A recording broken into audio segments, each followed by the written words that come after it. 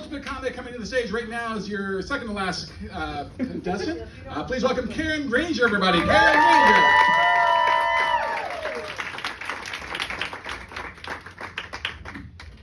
Did anybody's butthole clench just the slightest bit when they heard that somebody named Karen was about to come up here and tell jokes? Because I get that kind of reaction a lot. I'm not too worried about it though, because look at me.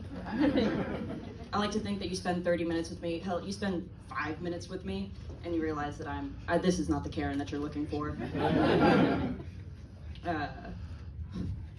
I'm not that Karen. I'm pretty gender non-conforming, pretty nonchalant, pretty non-confrontational, almost to a fault. I got a death threat from a dyke outside of a gay bar last week, and all I could say was, Happy Pride. It is fun to meet people though and tell them that my name is Karen and then watch that journey that they go on, and often watch them try to come up with a bad joke as if that's not my fucking job.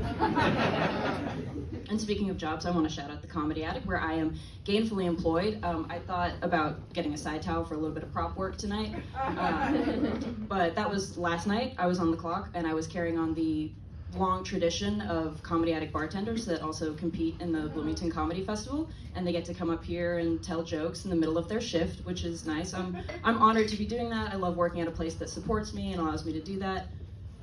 Lord knows I've done worse things not to work for 5 minutes. The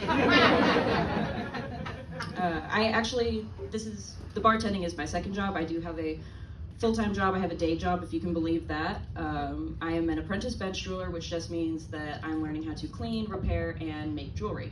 And I really like it, but I need the bartending because that is the much-needed enrichment for the enclosure that is my career.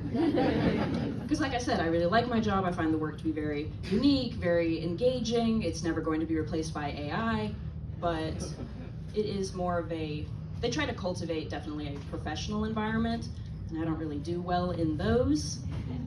They would definitely prefer it if I wore a bra and stopped trying to crack these nuts jokes.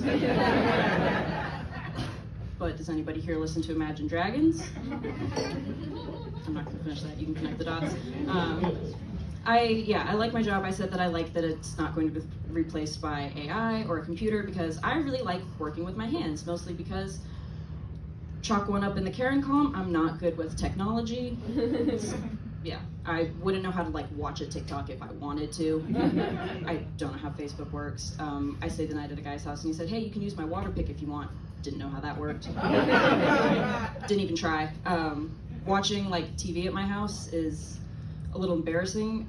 I call this bit Rate My Setup, because what I have to do is turn on my 32-inch TV screen that I bought from a friend my sophomore year of college, which was in 2015, and then I turn on my laptop, which is also circa 2015. The screen is, of course, broken, and I need to keep it on the charger, otherwise I only get about 38 minutes of use out of it.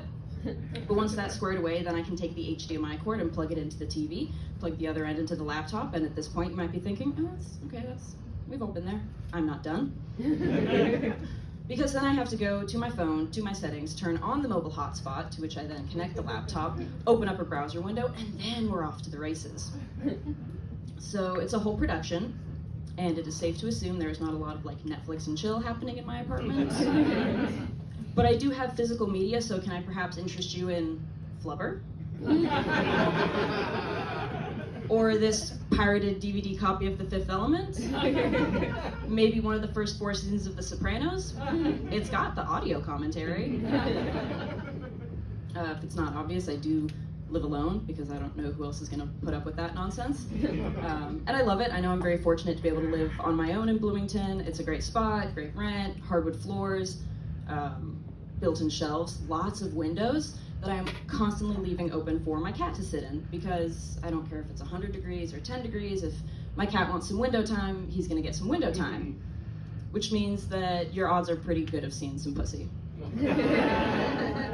Because these nice big windows, where the windowsill is where he sits, and I leave the blinds drawn up for him, they are right at bush level.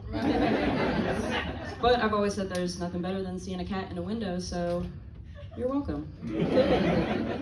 That's my time. Thank you all.